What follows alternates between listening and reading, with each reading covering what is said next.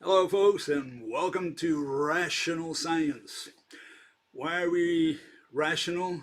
Well, because just about everybody out there is irrational. And people say, well, Bill, that's just your opinion. What's rational to you is irrational to me. Well, that's not the way we do it in science. The way we do it in science, we have to define these key adjectives, find out what they mean. And so here we have a set of criteria for the word, for the adjective, right? Rational or irrational in this case. Treating concepts as objects. Number one, reification, concretization. What people do is they turn energy into a physical object and then they start transferring it. And they turn mass into a physical object and they start pushing it. They push the mass, they stretch the field, they accelerate the charge. All those are concepts. I mean, charge, what is charge? What is it? 1.6 times 10 to the minus 19 coulombs. Is that what you're accelerating?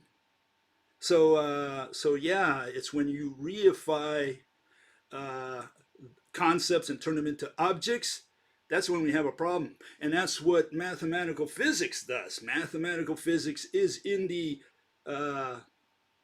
business of reifying concepts. And in great measure, because they don't consider that, the mathematical physicists, they don't consider that as part of science. They don't consider it as part of physics. They say that's on the other side of campus. You got to go to philosophy of science or philosophy or whatever to do that. And it's the other way around, really. What we want to understand how this universe works. We want to understand how the invisible universe works. Mother Nature's invisible universe. We want to know how she does her, her tricks, her magic tricks, her invisible, intangible tricks.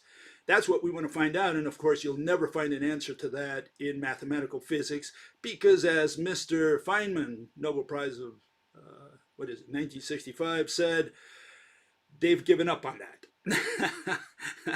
Yeah, no kidding. They couldn't figure it out, so they gave up.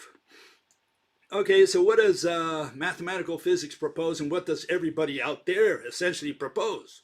Well, for the last 10,000 years, they've been proposing the same thing. Okay, maybe not that far back. I'm exaggerating a little bit, but here it is in a nutshell. What is light? Well, they say it's a bunch of flowing particles, and they're not really particles. I mean, they're not corpuscles like Newton thought of particles. They're not dust particles. They're not little balls. They're quantum particles. What's a quantum particle? Quantum particle is a magical particle. It has all these magical properties. In other words, it's not a particle at all. And just when you're going to touch it, just when you're going to grab it, it turns into a wave. You call it wave particle duality. And you say, well, okay, it turned into a wave. What's a wave? And wave is what you see there. It's a bunch of vectors, mathematical vectors. What's a vector? It has magnitude and direction. What the mathematicians have done is they illustrate vectors, mathematical vectors. All you're seeing there is magnitude and direction. Think of a number 5 with some direction, I don't know, and they're moving. Whoa, that's scary. That's very scary when that happens, it makes you tremble. And yeah, this is what everybody out there deals with. And so when you say, hey, this is all irrational, they say, well, again, go to the other side of campus. Talk to them, not to us. Okay, because this is part of the physical interpretation. That's what we're attacking because that's what physics is about, or was supposed to be about at least. And they stopped doing that a very long time ago. They gave up on that, like Feynman said. Okay, so they come up with this. This is their atom. And it's the ridiculous atom that Niels Bohr and Rutherford concocted, essentially, and then was carried on by everybody else. And what's irrational about that is, as you can see, there's a little bead, a blue one going around, and it jumps to a different orbital or different energy level. Then it pops back up, okay? So it goes from one region to the other. And the only issue that you got to ask here is, why doesn't that bead fly away spontaneously? What keeps it bound to the red proton? This is the atom, the hydrogen atom, right? What keeps it bound to the proton? That's all you got to answer. And if you can't answer that question, you can't even start your presentation. We will remove the microphone from the front of your mouth. We won't let you talk because you can't even start your presentation. You don't have an object with which we can follow your presentation. See, they explain, one, what you see at the bottom, they explain electricity with that. They also explain ionization. They explain quantum jumping. They all explain with this atom. And at the end of their presentation, they say, oh, by the way, that was in our atom. We cannot imagine our atom. That's what they tell you. And so, yeah, what you see is what you get. And what you get is not what is. In other words, what you're supposed to do if you're a proponent of that atom, that planetary atom, which everybody, 100% of the people use this and illustrate this. Don't take my word for it. Just Google, in the images, the quantum atom, that's what you'll see. You won't see another one. And you say, well, why does the bead fly away? That's all you got to answer. It's that simple. You can't answer that question, you can't start your presentation. You've got nothing to share with the world. And here is the carbon atom I showed the other day. This gives you an idea here of the more sophisticated atom they'll teach you in college. And what do you see? You see all these little flies in there. Those are the beads, the electron beads. And they can't escape the balloon because those balloons are like regions that somehow hold them back. These are the orbitals, as they call them, bunch of orbits. And you say, what are those, balloons? And they'll say, no, those are not balloons. So what are they? How can they, is that a fence? I mean, does that prohibit, does that impede, does that forbid the bead from flying away physically? And of course, they treat that mathematically.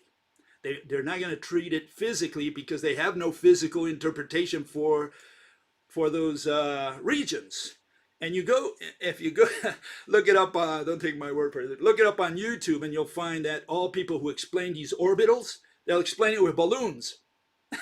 They tie all these balloons like clowns do, and they say, well, this is what the orbit, the p orbital and the s orbital and so on.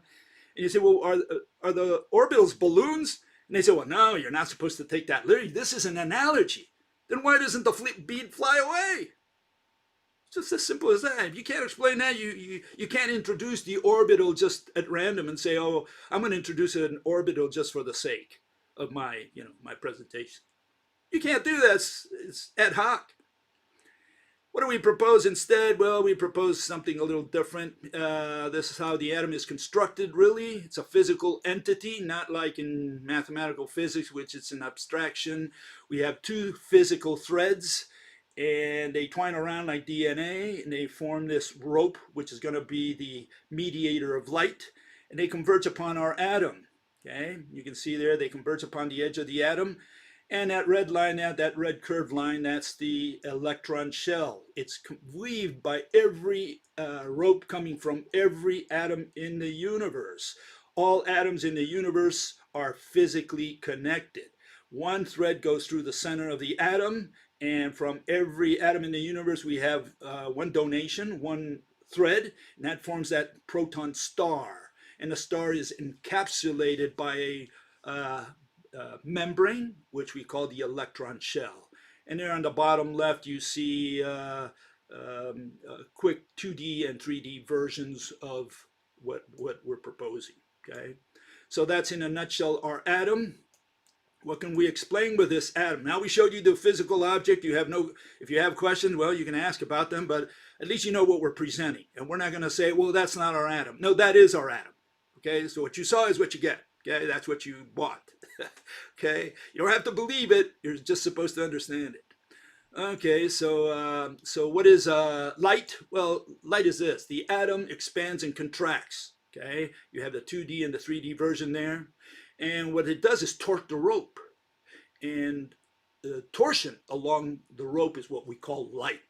That's why light is so fast, because light is not a 2D transverse wave that goes up and down, as Fresnel said in the 19th century, and James Maxwell. No, what light is a torsion, a 3D torsion along a physical mediator. Okay? And you may say, well, I don't know about that. one thing we can explain with that is speed. Why is light so fast? And I made a little, I call it my rope machine. It's a torsion machine. And I took it to one of my presentations. I don't know if I presented this in the past, but let me just show you this. Okay, if I can find it here. Where is it? Here. And this is my torsion machine. It's a rope that's twirling, and the signal goes in both directions, in opposite directions simultaneously. And this is going at a very slow speed, but light really, you know, a torsion just is the fastest thing you can imagine. It really is. In fact, I tried to film once. I put two clothespins on a rope, and I with a camera trying to film this, and I touched one to see if I could see when the other one moved. It's like instantaneous. You can try it at home, you know, always in the presence of a relativist, okay, because dangerous experiment. Okay, and what else can we explain? Well, we can explain why light is also travels always at a constant speed. Okay, and here it is. When you shine light through a prism, okay, what you're going to get on the other side is different colors. What are colors? Well, they are different link lengths of the rope, and you can see the equation there, the wave equation, C equals frequency times wavelength. Okay, and when you increase the frequency, the wavelength goes down, and vice versa. In other words, they're inversely related. Okay, inversely proportional. And so all we do with the rope is just exchange frequency for wavelength. There's no way, never an increase in speed. Here, let me give you a for instance. Okay, here you have a rope. Get in the center here. Okay, and you see what maybe 3 links there. Okay, and for that amount of rope, that's between my two fists, and those represent the atoms, right? Okay, what happens when you torque the rope at a higher frequency, right? We're going to get higher frequency here, okay? And now we have what? More links, but each link is shorter. C equals frequency times wavelength is the equation of a rope. What have we done? We've shortened the wavelength, in this case, the link length, and what we have is more links, more frequency. C equals frequency times wavelength, which is the wave equation. Why, the speed of light, they say in a vacuum, no, it's always, is the equation of a rope. Okay, and that's what it is. So we can explain all these with a rope model. Okay, and it's a physical model. Hopefully Mother Nature does her things out there with physical things and not with abstract mathematical concepts such as energy and fields. Okay, so this is where the problem is. These people are using concepts, and then they say, well, we didn't mean it. Yeah, no kidding, you didn't mean it. Okay, so summarizing, here's the difference between the rest of the world and us. And what these people do is they have all this ether particles, and when they want to use a wave, they say, well, it's the vibration of the ether. So there you have your wave. It's, what is it? The vibration of those particles. What do we propose instead? We propose that all atoms in the universe are physically interconnected. They are physically interconnected. What interconnects them? The electromagnetic rope that binds any two atoms, and which becomes the atoms. So it's a long string. It's a single thread in all of space. That's all it is. And that thread moves through every atom in the universe and builds the atoms and builds the ropes that interconnect them. That's the model. Okay, so you can see we're a little different than everybody else out there. Okay, and yeah, the ether is what everybody else uses, and you don't have to take my word for it. Let's go with a little bit of authority, which is what people believe out there. And here's authority. Okay, Mr. Laughlin, Nobel Prize in 1998. And what did he say? He says a modern concept of the vacuum of space, confirmed every day by experiment, is a relativistic ether. Okay, but we do not call it this because it is taboo. Yeah, it's the ether. I mean, what is space-time? Space-time is a bunch of events, right? And each event, what is an event? It's a point in space-time. It's a tongue twister. It goes back and forth, right? And so when you take all these points and put them together, you have a sandbox, right? And what is a sandbox? Well, it's ether. That's the ether. So the ether is a sandbox, but somehow they have all these particles just moving. Okay, and okay, that's the ether, and we've never abandoned the ether. We've had the ether for the last 3,000 years. No one has ever abandoned the ether. Robert Hooke used it. Huygens used it. Newton. All these folks used the ether. They were all believers in the ether, that there was this background of particles, and it was waving. Newton said it went straight. The other guy said it was waving. But the point is, they all relied on the ether. And today there's no difference. Quantum calls it the ether. They call it the false vacuum. They talk about particles coming in from space, separating into positive and negative particles, recombining, going back to form nothing, space. Just magic, pure irrationality. Okay, this week I had a little incident. A fellow who writes to me quite often, his name is Ivor Cat. And I have no problem. He writes to me. I think I have all his mails. I archive them usually. Sometimes I answer them. Okay, and so he wrote a letter this week, and he copies several people. Among them, he copied me. Okay, and he was a professor at a couple of universities. He both in England and in the United States, I think. He worked also for Motorola and so on. Well, anyways, and that's his last name, Cat, with 2 T's, and that's not Schrodinger's cat, by the way. Okay, that's a different cat. So he comes up with a cat question, okay? And he says, to the recipients of this email, try to get a teacher, professor, or textbook writer with the expertise in electromagnetic theory to comment on this below, okay? And worldwide, they are protecting and continue to teach false theory. I would like to add their comments too, and he gives a site. Okay, and specifically, he likes to talk about electricity. Okay, what is electricity? That's the bottom line. That's a topic I want to address with him as well. And the issue here is the following. Not only do the rest of the world teach the wrong electricity, so does Mr. Cat. They all teach the wrong or the irrational electricity. You say, why irrational? Well, here's what you get taught when you go to college, okay? You go to college, they teach you this. So all electricians, all these people, they learn the same thing.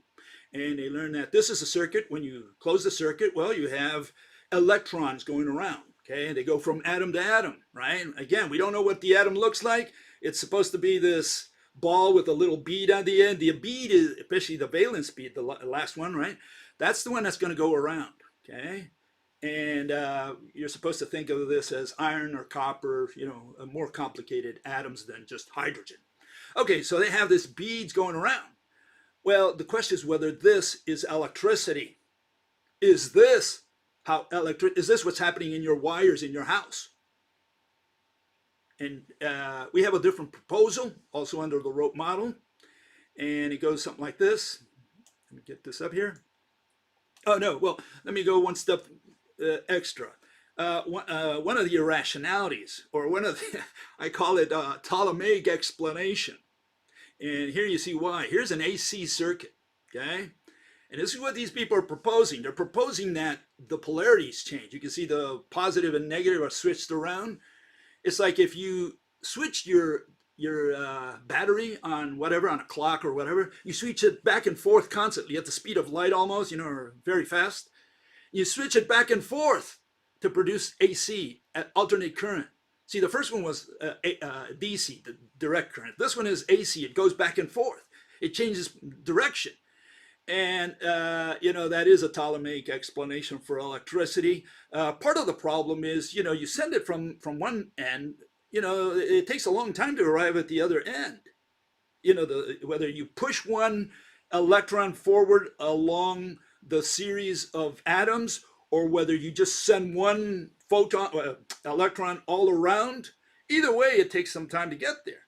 And that causes some problems explaining electricity, especially how electricity works. Okay, and so how do we start? Well, we start. I'm going to do it with iron. Okay, so here's the iron, the element iron. Okay, the iron atom. Okay, and you can see it's quite complex.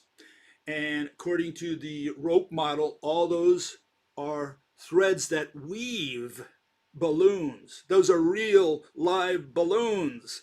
They are membranes. Okay, so these are not orbitals or regions or whatever. No, these are actual balloons. There is no electron bead running around. It's just the balloons.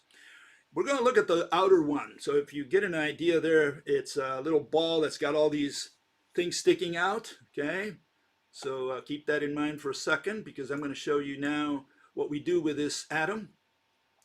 We're going to take the iron atom, okay, and we're going to build a wire with it. That's the one on the top, okay? We're going to build a wire, and we're just going to put all these iron atoms connected to each other. They blend into each other. That's a long story. I've explained it in the past, but right now I just want to go on.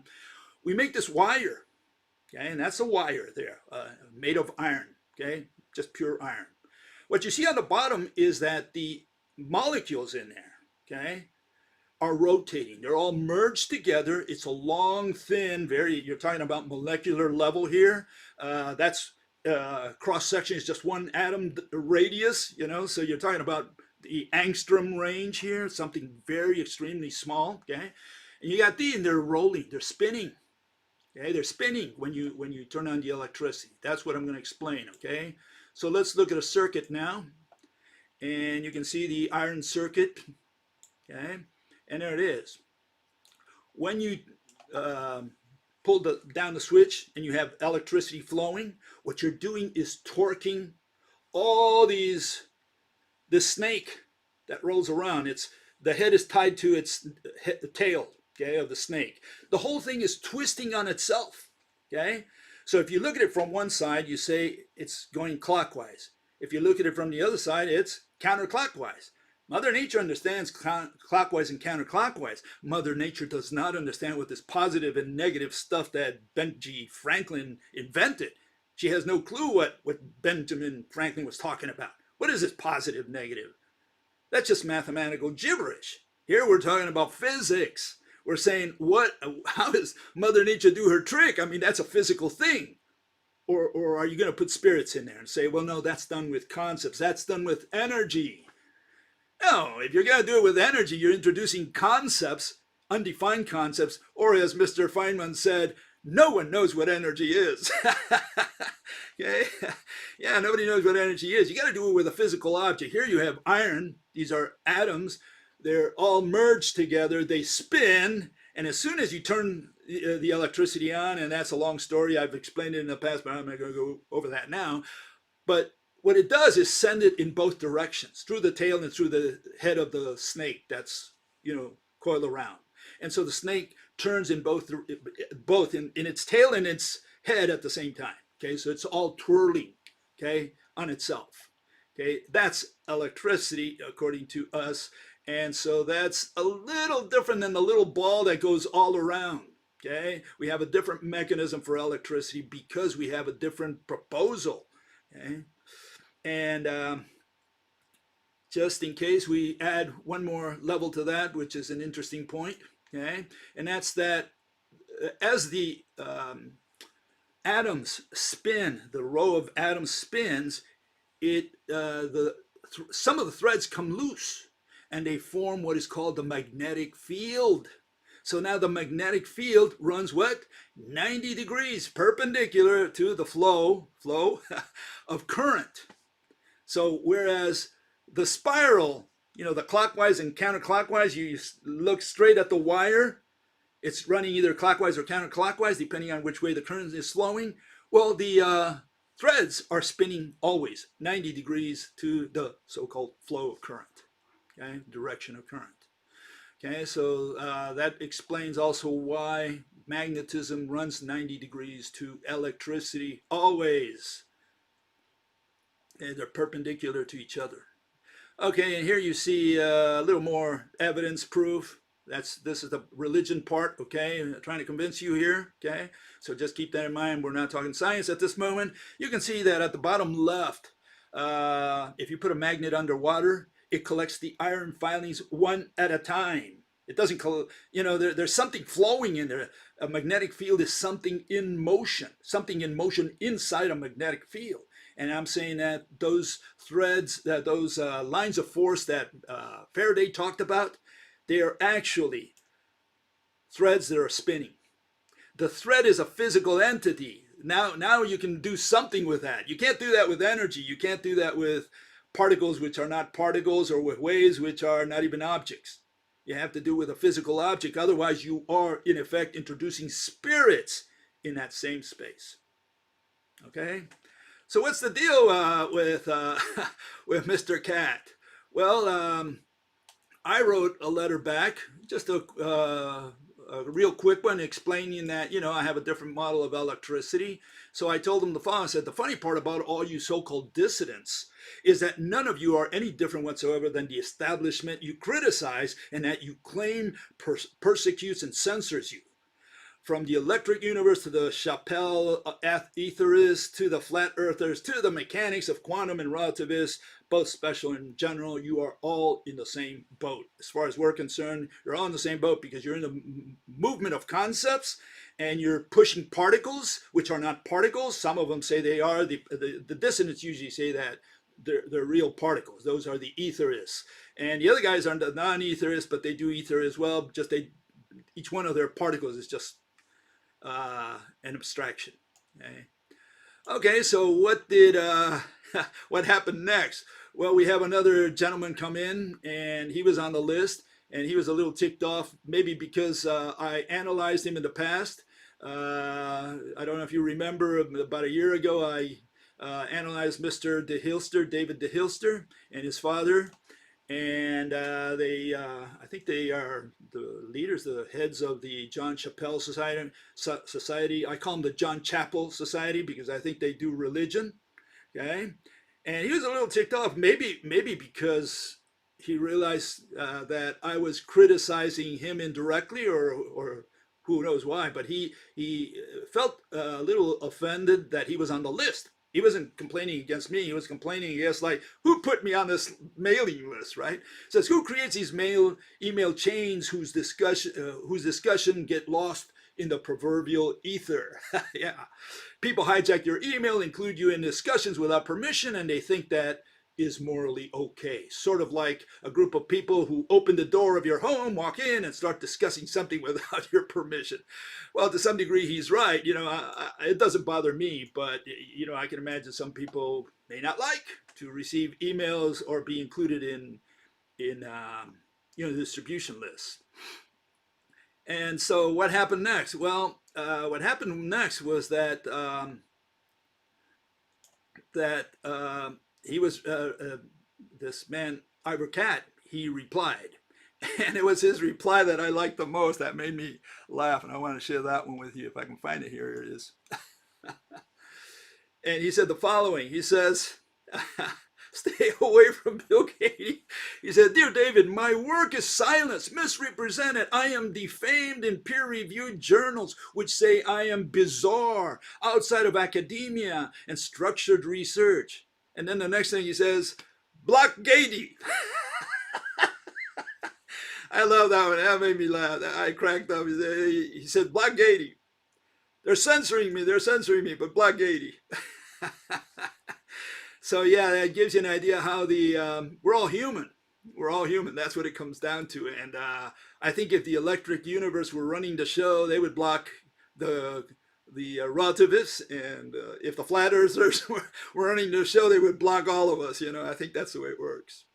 Yeah, we have this world, this unfortunate world. Anyways, today I'm going to talk about another gentleman, and he's a mathematical physicist. We call him mathematicians. His name is Nick Lucid. And the question is, how lucid is Mr. Nick? Okay, let's find out. Okay, this is his brief biography. I say he's Curly lookalike. Three Stooges. Looks pretty much like him. He talks like him. If you hear the sound of his voice that sounds like Curly. Maybe doesn't have that New York, New Jersey accent. But yeah, he talks. He's got the same pitch, I think. Anyways, he's got a master's in mathematics. He says he got it at the University of Crazy. His own words, by the way. Okay, UC, not UCLA, just UC. Okay, University of Crazy. He's got a YouTube channel rightly called The Science Asylum. And I have to believe that that alone gives me an idea that Mr. Lucid is not a dumb guy out there. He's got some intelligence. He recognizes it's all crazy. That's all. In fact, he calls his followers crazies, right?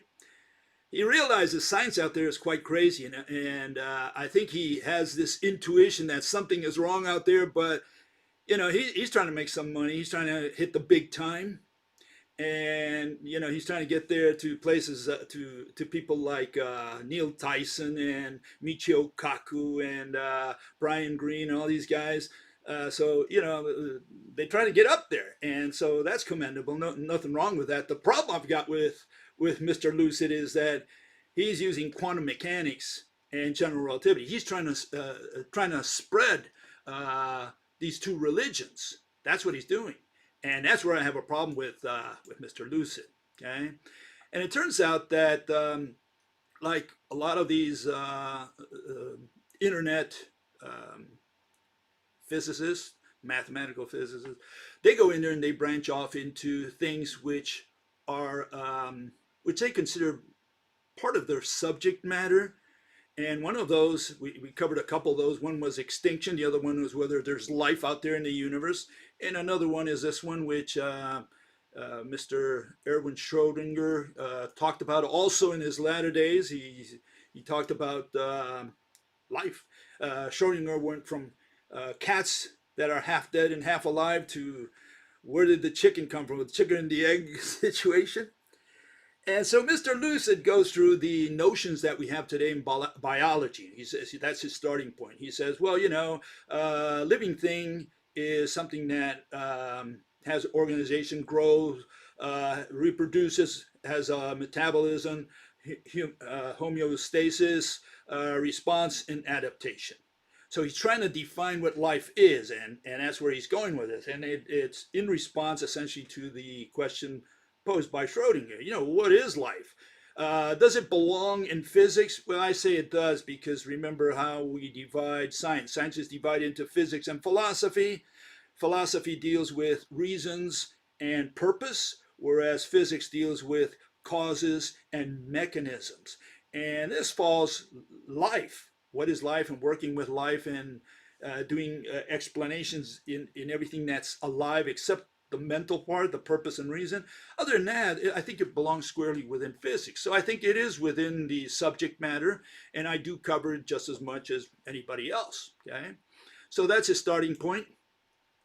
Where does he go from there? Well, he goes to this. He goes to analyze each one of those attributes.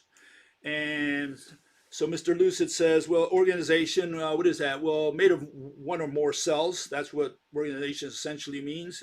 Is it made out of cells? Okay. Does it grow? He says it should be able to grow. It interacts with its environment, absorbing energy, whatever energy is. They absorb all this magical stuff, this spirit. It should maintain itself. It should respond to changes, and it should adapt to those changes. Okay.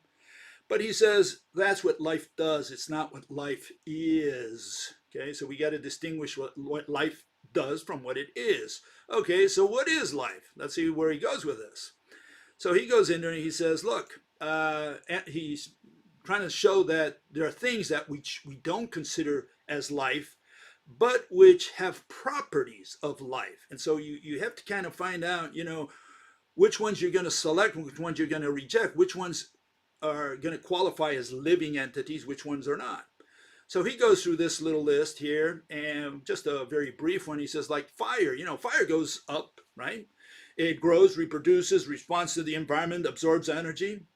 So is fire alive? How about a virus? Virus also, it We have this virus now, COVID, right? A virus seems to move, it goes inside the body, it starts growing and reproducing, it does a lot of these things, right? It adapts to its environment. And he was analyzing Game of Life. Okay? He says, look, that one meets all the conditions of life. It's made of cells, it grows, it consumes, you can see it up there on the right-hand corner, consumes computer energy, maintains themselves, responds, adapts to digital environment, reproduces. It does everything that life does. So is that a living entity there? Would you include it in under the living? So this is how he's going to knock these things out. Okay, he's going to try to eliminate. He wants to eliminate the criteria that the biologists use because they say they're not universal. Okay, so he's whittling one by one, right? And here's another. He says he gives this explanation. He says, but these are not biological life. Those things that he just mentioned, fire and the Game of Life, right? He says those are not biological life. So it's not what the checklist was meant for. The list is only for biologists. That list, right? The one he mentioned there. He says, no reason to believe that life on other planets would share these qualities. Worker bees can't reproduce. It's the queen who reproduces, right? So are the workers not alive, So he's got it right. He says, so reproduction is not a necessary criterion for life. Yeah, and I wrote that in my book. I said, grandma, your grandma, when she's 60, 70 years old, does she reproduce? Does that mean she's not alive? So we have many cases, many examples to show that all those criteria cannot be used, or most of them at least, cannot be used to define the word life. So what is life in the alternative? We need to get to the bottom of that, right? And one group that tried to define life is NASA. Okay, and NASA has to define life because they're going to go out there to Mars or to some other planet, maybe, or they try at least. They're thinking about this. And so they're going to have to try to figure out if there's life over there. But before they can find life, they got to define life. What is life? So this is their definition. Again, it's very biological, and I think it was done by a biologist that work at NASA. Self-sustaining chemical system capable of Darwinian evolution. Okay, self-sustaining Darwinian evolution. Yeah, I don't think it was written by a priest. Okay. So that's their definition. That's what they're looking for when they go to Mars, whatever that is. Okay, and but Nick also says, well, yeah, but we got a problem even with that because look, we have this situation where you say doesn't have to be evolving; it just has to be capable of doing so. And so he also mentions, the Calamarian colony of Star Trek, right? It looks like that smoke that you see up there, okay? Looks like that. It says, is a swirl of ionized gas floating in space, okay? Their life is based on electricity, okay? He's thinking of, some kind of crystal cells or whatever. So it meets a lot of the conditions of life, but would you consider that a living entity? And he says, if we can imagine life like this and the laws of physics don't prevent their existence, then we have to at least be prepared for the possibility. Okay? We shouldn't restrict our definition of life to chemistry because that's what life on Earth looks like. Okay? So we shouldn't just limit life in the universe, which is a good way of doing it, universal law, universal life. Shouldn't limit it just to what we see here on Earth. Maybe there's a broader definition of life that we should take into consideration. Okay, and I think that's a good focus for that, right? Okay, so he ends up going back to Schrodinger. He likes Schrodinger's definition. He says life emerges from complexity. All we need for that is metabolism and homeostasis. Life should consume energy to maintain its own existence through some kind of complex yet ordered process. Ordered? Ordered sounds like an opinion. Sounds like religion. And Erwin, he got that from Schrodinger, who said life, this was his conclusion right after writing that book. He says, life is a constant fight against the increase in entropy. Entropy. Mathematical concepts suddenly entered biology. Okay, suddenly life has something to do with entropy, and entropy is what? An opinion. Okay, what is entropy? Okay, so let's find out what entropy is. Okay, and here we have Mr. Entropy is a measure of order and disorder. That's the short version. It's a little more complex than that, but that gives you an idea. They're talking about order and disorder, and what Mr. Lucid says, the second law of thermodynamics. In a closed system, entropy tends to increase over time. The universe is a perfectly closed system. Well, I don't know about that because, I agree with that, but I don't know if the mathematicians will agree with you because everybody says the universe is infinite. And so, I don't know what he meant by a closed system. If the universe is infinite, meaning what, that matter extends forever? You got to define that a lot more closely than what he did here. But let's continue. It started in a state of extremely low entropy. It started? What do you mean it started? Well, he's referring to the Big Bang there. You see that big explosion there? That's what he's talking about. He says matter was created from nothing. And of course, nothing is that energy that was there before nothing was there. So we have a little problem with the origin of the world because they go into creationism. It's all these religious people who have occupied the positions of mathematical physics, and they are the ones calling the shots today. Okay. So he starts out with a Big Bang, matter was created, and where is it going? Well, it's on a seemingly endless march towards maximum entropy, meaning, not to the big crunch because that would be the end of entropy, end of everything. No, it's like it's expanding forever. And he says towards pure randomness, a perfectly uniform universe. So I guess we're going to be filling the blocked universe, as I said the other day. Okay. As part of the universe, life cannot break this law. Law by God, I guess. But it does resist. Okay, so we resist the increase in entropy. We're packages of low entropy, low randomness. What are we resisting? We're resisting the increase in entropy, the increase in this order. Okay? So again, we're going to concepts here. We're going, they're talking about order and disorder. Those are opinions. What's order to you is, what's disorder to you? Like when you look at the universe, Father Universe, for him, it's very well organized. He says, hey, I know where every atom in the universe is. And here it forms part of a star, over there it forms part of a planet, and over there it forms part of an asteroid or whatever. So as far as he's concerned, everything is the proper order. It's us, we see all that chaos, all that disorder in the universe. Okay, we see disorder. It's an opinion. That's what order is. Okay, so yeah, we have a different universe. We don't have this Big Bang universe. We say there's a single thread in all space. That thread coils around, turns into atoms, and all these atoms are interconnected because they're all part of that same system. And there at the bottom left, you see the main proposal, which is the expansion and contraction of the atoms, and that's how they torque the rope, which is what we call light.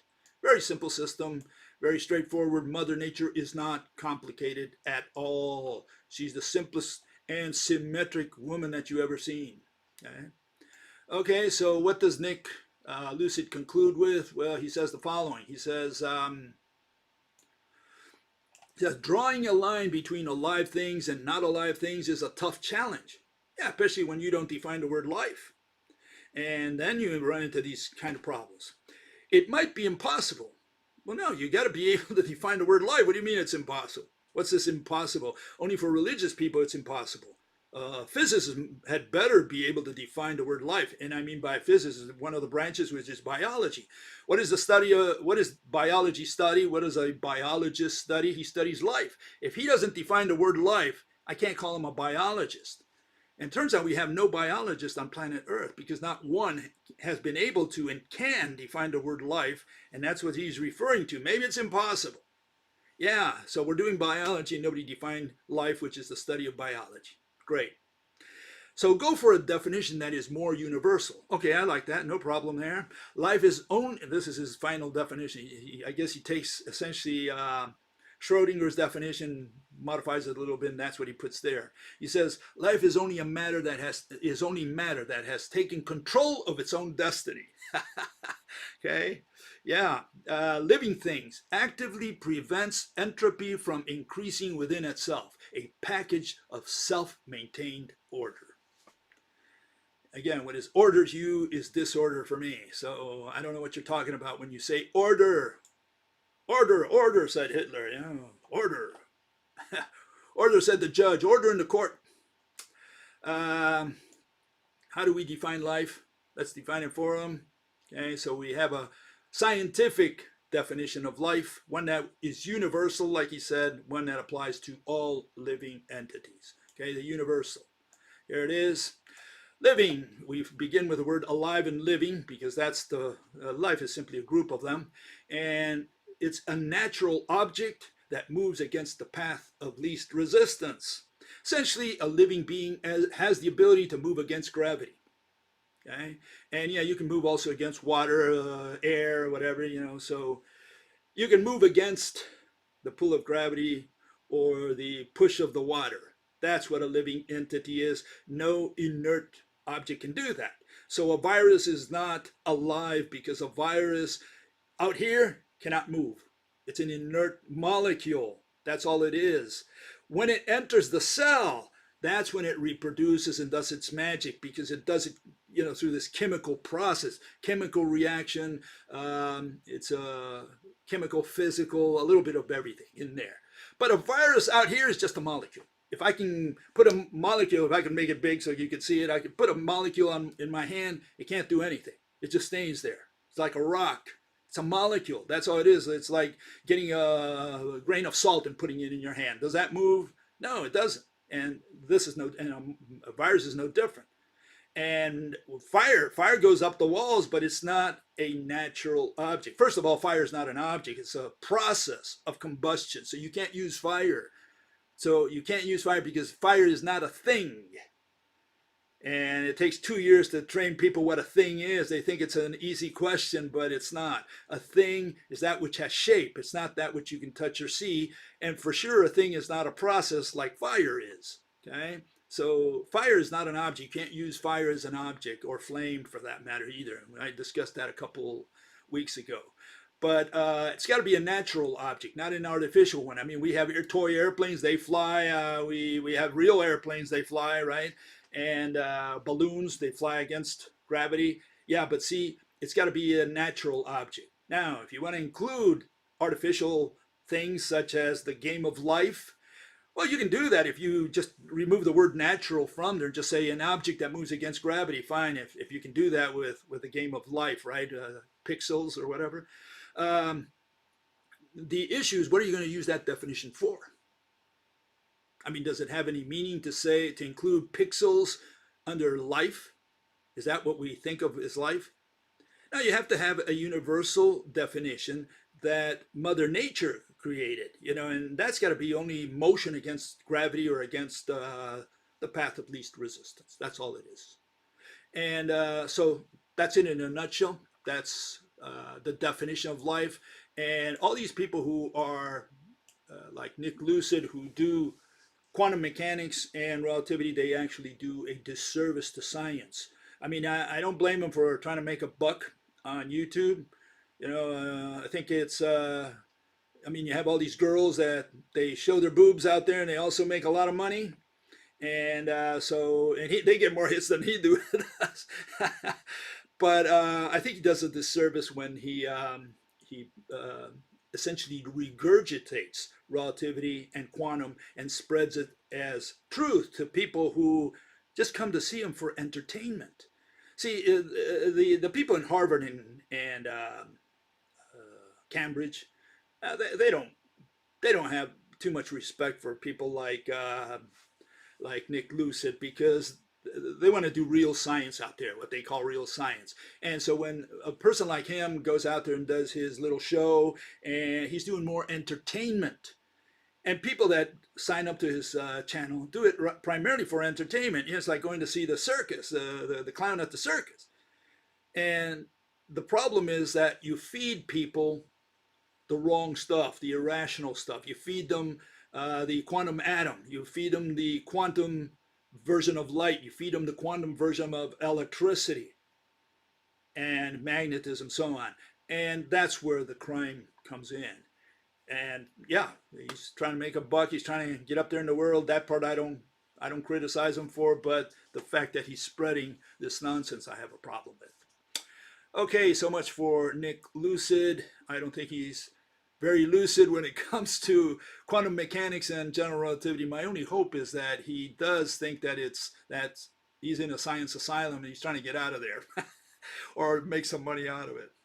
Okay, let's go with what do we have today? We have questions and comments from people. Let's go with the first one. Here's a comment. Okay. Fella says, it's not going to cut it as an explanation that these threads are invisible and intangible, but they are objects because irrational science defines them as object that which has shape. Just where does invisible, intangible threads have shape? Okay. And he says that we can see atoms. He asked that question the other day, okay? And he followed that up. And because, I said, well, have we seen atoms? Have you photographed atoms? And he's convinced that, yeah, that they took SEMS, atomic force microscope shots of atoms, okay? And no, that's not the case. And really what he's got to answer is this. Well, wrong one. Let me get that back in there. What he's got to answer this, and that's how is it possible that that electron remains faithful to the nucleus? That's all he's got to. I mean, if we've taken pictures of the atom, I want to see that little bead going around. And no, we haven't seen that. So the only thing they can do is make an assumption about that. Okay? He cannot see that. And he can make whatever assumption he wants, just like I make an assumption about the invisible world as well, because it's invisible and intangible. So you have to make first you got to define what an object is, and then you have to apply that definition in this context. Okay, that's the way it works in science. In religion, I don't know. Okay, so I think the fellow will continue with another similar, along the same line. Let me get this thing here. They're so far at the bottom, sometimes hard to get in there. And he says, this one is the atom. And he gives me the site. Okay, so I go to the site to find out what he's talking about. He's saying that's picture taken by IBM. And yes, it is a picture taken by IBM. The question is whether that is an atom. And the site, this is from the site, okay? It tells you the following. It says, in the world's first atomic force microscope sees chemical bonds in individual what? Molecules, okay? And what is it? It's a nanographene molecule. And they say it twice. They take a couple pictures that they put on their website and they say it's a molecule. So we're not looking at an atom, we're looking at a bunch of atoms. And what anyone who wants to tackle it has to identify is what are those lines that connect all these atoms. Okay, I showed that the other day. You gotta define, you gotta make visible the interconnections. Why does a crystal stay tied? Certain crystals are very tough to break apart. What keeps them together? What binds them? What are those lines that all these people put ad hoc but never define? I mean, I looked in the standard model of quantum mechanics. I could never find those little lines. They're gone. So, but you can look. Maybe you can find them and show them to me, because I've never seen one of those little connections in the standard model of quantum mechanics. Okay. And here it is. Here's the. This is what he's got to identify.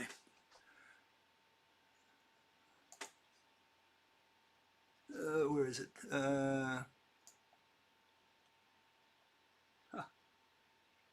There it is. See, there's graphene, which is what he pointed to. What are those sticks? See, they draw them in there. And what are those bonds? What are those sticks? What are those threads? That's what you got to answer. If you can't identify those and tell me where they are in the standard model, you have no case. That's what you got to do. You got to identify those little lines and sticks that they put ad hoc in there. Okay. And next question here, or comment. Let's go with that one. See what this is about.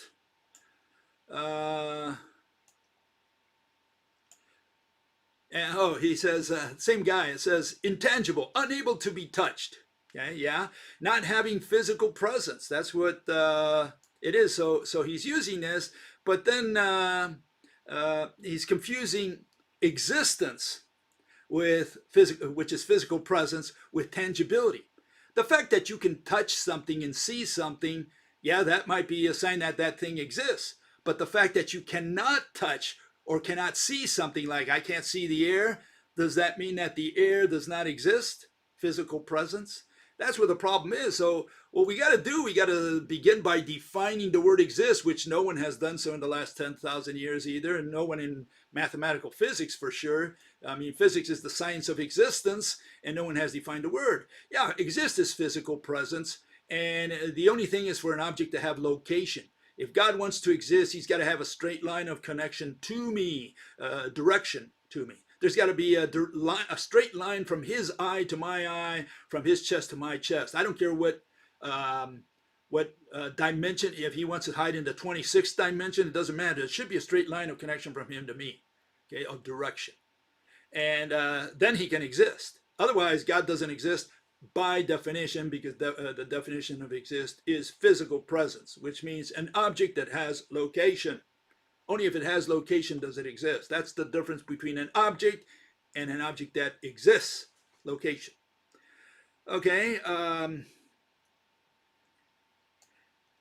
Here we have one object that destroys his tangibility and seeability. Also, both the invisibility and intangibility issue all in one. Here you have a box. Okay, that's the only thing that's in space. That's the only thing that exists. Nothing else exists in space, okay? Or, is there. So there you have it. You have the box. Well, so far we have no seeing and no touching. For that, we would need a second object to do the seeing and the touching. And we do have a shape, but we do not have see or touch. So that closes my case. Case is closed. Object is that which has shape, not that which you can see or touch. You don't determine existence through see or touch. You determine it by definition. You say physical presence, object that has location, now it exists by definition. So if God wants to exist, he just has to have, he's got to be an object first to begin with, right? And then, of course, he's got to have location. And one good way of having location is having distance with respect to me, a straight line of direction. Okay, another comment. Unlike you, I believe we have to accept that not everything has a physical representation. Ooh, talking about spirits here, okay? I'm inclined to believe the universe is a bunch of information that we interpret as a physical reality, and it's our mind that is the real mystery.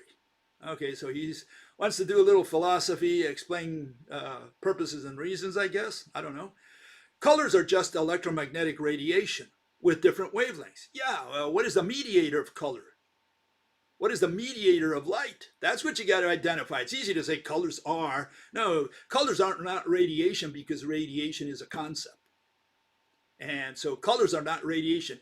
Colors is something. That something in the rope model is a rope. That's torquing. That torquing. Okay, twirling. So that's color. It's a different wavelength. Again, higher, more links, right? More links. And you get into the blue region. Less links, and you get into the red region. Very simple, wave equation. Just apply it. An atom is mostly empty space, so there's not much of an object. A nucleus with protons and neutrons surrounded by electrons are who are only 1/2,000th of their size. The electrons would be a mile away from the center of the, if the nucleus was like a tennis ball and looked like sand particles. Aha. Uh-huh. Well, where did he get that? Well, he got that from Mr. Rutherford and from Mr. Bohr. And they went in there and they said, oh, an atom, primarily Rutherford in 1919, he said, an atom is mostly empty space, okay? Well, not our atom. Maybe his atom is, but not mine, okay? Here's my atom. I'm sorry, this is their atom. Again, the bead is there, and the question is, why doesn't the bead fly away? Hydrogen atom, simplest atom. What keeps the bead within that ball, if that ball, the big one, the yellow one, if that big one is just a concept? There is no physical membrane according to quantum mechanics. So what is that ball? That's what they have to identify, the ball, the big one, okay, the yellow one. And until you identify that, you can't even start your presentation, okay? Because they call it an orbital. So what is an orbital? What is it made out of? Is it made out of atoms? What is an orbital? And they say it's a region. Well, a region can't stop a ball from flying away. You know, we have region in the ballpark, and the guy hits the baseball, and the ball goes flying out of the stadium. I mean, if he's, you know, some strong guy or whatever, knocks it out of the stadium, and it's out of the region. Why? Because there was no physical impediment for that ball to fly out. That's where the problem is. So you have to be able to stop the ball physically. Otherwise, you're introducing spirits into physics, right? You're doing this with spirits. Okay, and so here's our atom in comparison. So we have a different atom than Mr. Bohr and Mr. Rutherford, and this is our atom. You can see it's not empty space between the center of the atom, which is the proton, all the electric threads that converge upon the center of the atom, very thin threads. Don't get your ruler out. It's a little thinner than that, right? And it's encapsulated by this other membrane, which is weaved by the other threads that come from the rope. One thread goes to the center of the atom, the other one curves around. From every atom in the universe, you build this little ball. So the atom, the H atom, the hydrogen atom, is almost a perfect ball. And it's a little rough, you know, because it's weaved. So in that sense, it's not a perfect ball. But I'm sure if you're atom man, you go to that level, it would be it would be quite rough. But from our level, if we could see more or less at the angstrom level, it would look pretty much like a smooth ball. Okay, so that is our atom. No, it's not primarily empty space. Okay, I had another comment here, but I lost it, I think. It was about a guy who talked about the change in hours. Sorry about that. But anyways, I had no answer for you because I think there was I didn't understand if you were talking about real time or the time we had changed today in Germany, which today the time was taken back. I won another hour today in my life because the powers that be took the clock back 1 hour. And, you know, that's the daylight savings time kind of thing. Or are we talking about real sun, earth physics? You know, you got to clarify that for me in your question. So I had no answer for you anyways, but I missed the question. I don't have it here anyways. Okay, with that, I'll see you next time. I'll see you